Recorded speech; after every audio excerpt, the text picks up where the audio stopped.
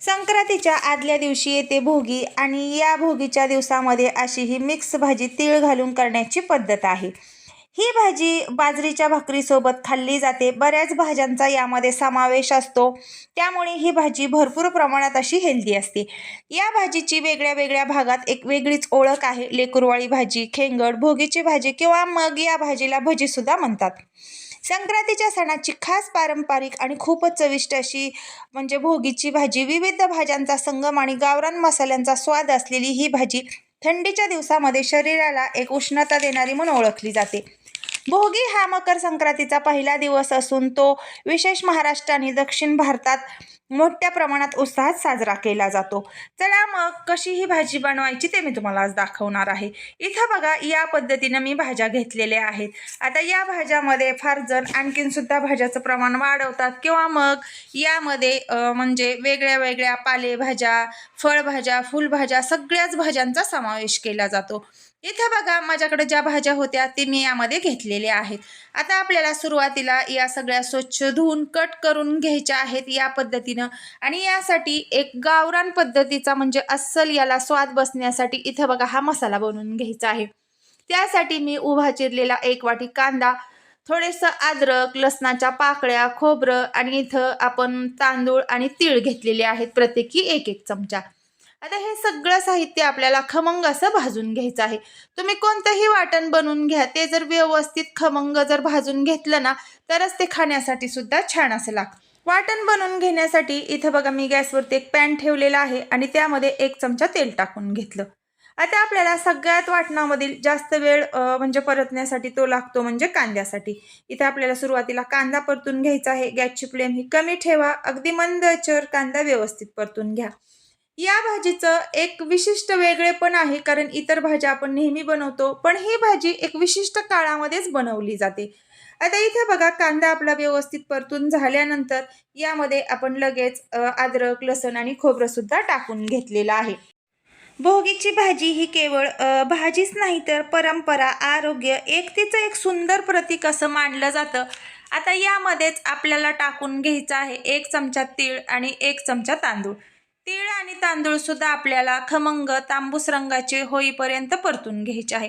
तुम्ही कोणतीही म्हणजे भाजीची ग्रेव्ही बनवत असाल आणि त्यासाठी जर वाटण बनवत असाल ना तर सुरुवातीलाच म्हणजे व्यवस्थित असं ते सगळं वाटण परतून घ्यायचं, त्यामुळे भाजीला अतिशय खमंगपणा, जी गावरान अस्सल चव असते ते त्या भाजीमध्ये उतरते आणि खाण्यासाठी काहीतरी नक्कीच वेगळेपणा जाणवतो। आता यामध्ये सगळं परतून झाल्यानंतर मी गॅस बंद केला आणि यामध्ये भरपूर अशी कोथिंबीर टाकून घेतली। वाटणामध्ये कोथिंबीर टाकत असताना नेहमी म्हणजे काड्यासहितच टाकून घ्यायची, त्यामुळे भाजीची चव म्हणजे छान लागते। आता हे आपल्याला सगळं परतून झाल्यानंतर एका डिशमध्ये काढून घ्यायचं आहे आणि थंड करूनच म्हणजे मिक्सरच्या जारमध्ये टाकायचं आहे।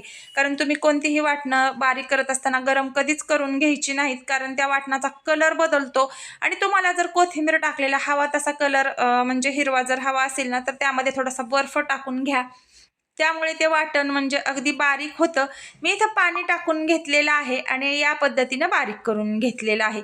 हे वाटण अगदी बारीक बनवून घ्या आणि पाणी टाकल्यामुळे व्यवस्थित असं हे वाटण बारीक होतं। आता आपल्याला काय करायचं आहे, फोडणीची तयारी करायची आहे। तर ज्या मी कढईमध्ये वाटण बनवून घेतलेलं होतं ना त्यामध्ये थोडंसं तेल टाकून घेतलं आणि बारीक करून घेतलेलं हे सगळं मिश्रण यामध्ये टाकून घेतलं।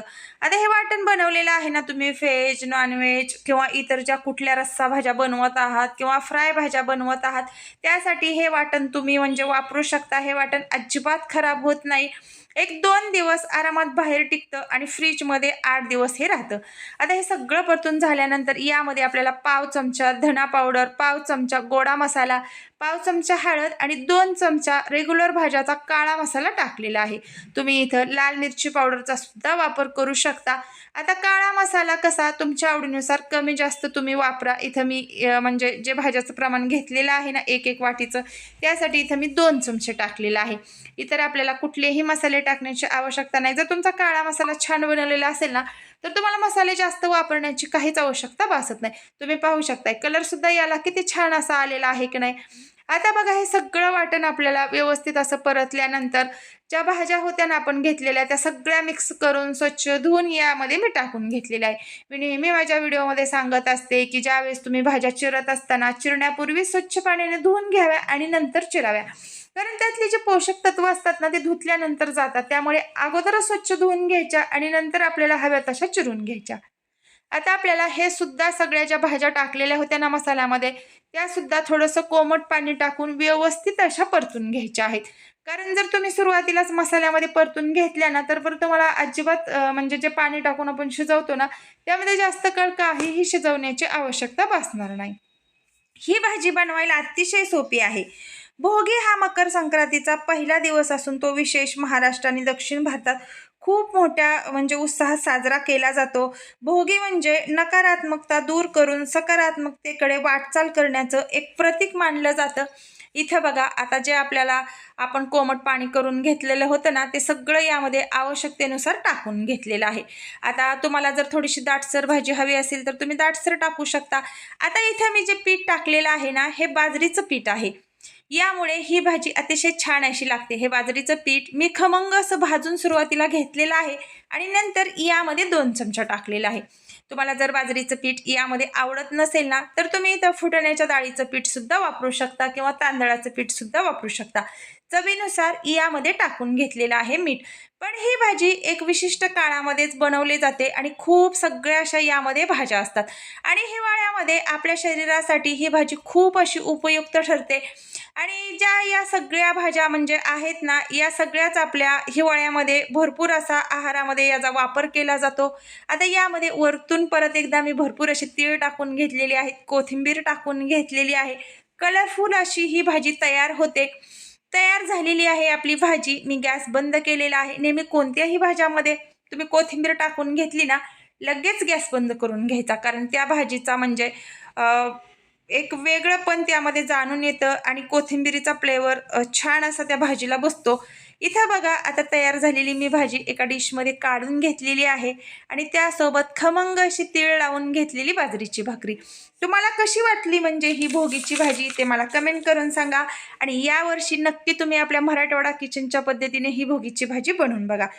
आणि या भाजीची म्हणजे वेगळ्या वेगळ्या भागात एक वेगळी म्हणजे ओळख आहे. वेगळ्या वेगळ्या नावानं ओळखली जाते.